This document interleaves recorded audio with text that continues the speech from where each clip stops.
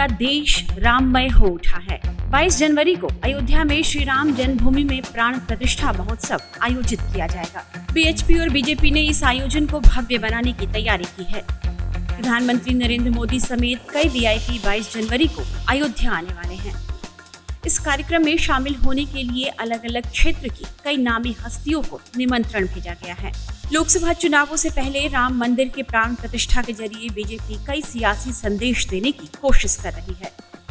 समझा जा रहा है कि राम मंदिर की प्राण प्रतिष्ठा के बाद देश का माहौल पूरी तरह बदल सकता है, जिसका फायदा बीजेपी को मिलने की उम्मीद है। इसलिए लोकसभा चुनाव में राम मंदिर निर्माण को अपने पक्ष में भुनाने के लिए बीजेपी ने भी कमर कस ली है। पार्टी ने 22 जनवरी को रामलला की प्राण प्रतिष्ठा के बाद अप्रैल महीने तक देश भर के 2.5 करोड़ लोगों को अयोध्या दर्शन सुविधा उपलब्ध कराने की योजना बनाई है। मीडिया रिपोर्ट्स के मुताबिक बीजेपी ने राम मंदिर में रामलला की प्राण प्रतिष्ठा होने के बाद पूरे देश की सभी 545 लोकसभा सीटों में से हर लोकसभा सीट से 2000 से लेकर 5000 तक लोगों को रामलला के दर्शन कराने की प्लानिंग बनाई है। बीजेपी नेता मान रहे हैं कि जब लोग अयोध्या दर्शन करके अपने क्षेत्र में वापस जाएंगे तो बीजेपी के प्रयासों की चर्चा करेंगे, जिससे पार्टी के पक्ष में बड़ा माहौल बन सकता है। वहीं प्राण प्रतिष्ठा के बाद पूरे देश को राम के रंग में रंगने के लिए विभिन्न राज्यों से अयोध्या के लिए स्पेशल ट्रेनें भी चला करेंगी। दर्शन करने वाले लोग अपने स्थानों पर जाकर जब राम मंदिर की भव्यता और उसकी पवित्रता का जिक्र करेंगे तो इससे भी बीजेपी को चुनाव में लाभ मिलने की उम्मीद है।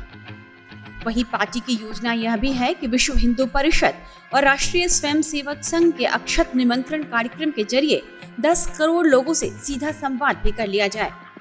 इस कार्यक्रम को लेकर बीजेपी ने एक विस्तृत योजना भी तैयार की है।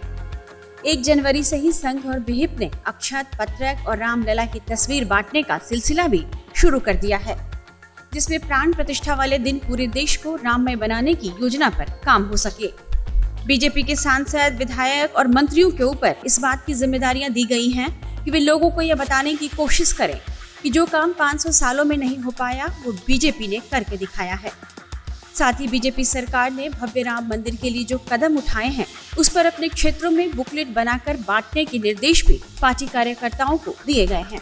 वहीं राम मंदिर आंदोलन में विपक्ष की नकारात्मक भूमिका के प्रचार प्रसार की व्यापक रणनीति भी बीजेपी ने तैयार की है और इसके लिए भी बुकलेट तैयार किया जा रहा है, जिसमें राम मंदिर निर्माण की राह में समय समय पर विपक्ष ने किस तरह के अवरोध डाले थे उसका भी जिक्र किया जाएगा।